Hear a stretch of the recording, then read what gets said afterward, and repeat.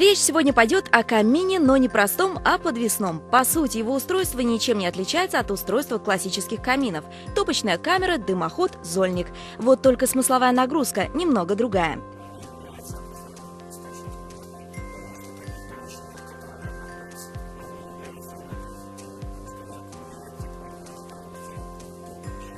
То есть этот вариант скорее декоративный для любителей стиля лофт, хай-тек и модерн. Возможных дизайнерских решений здесь более чем достаточно. Фантазию можно ничем не ограничивать.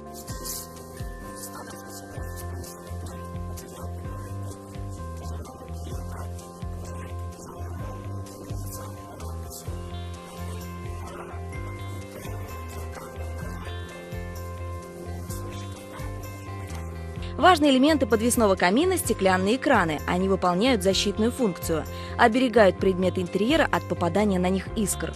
Однако, если вы находитесь рядом и не оставляете огонь без присмотра, экраны можно убрать. С техникой безопасности разобрались, а осталось выяснить, как за подвесным камином ухаживать.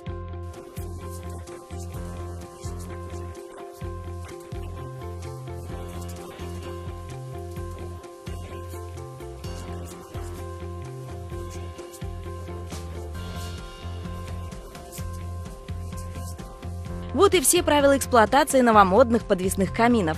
Основное о них узнали, теперь можно и огнем насладиться.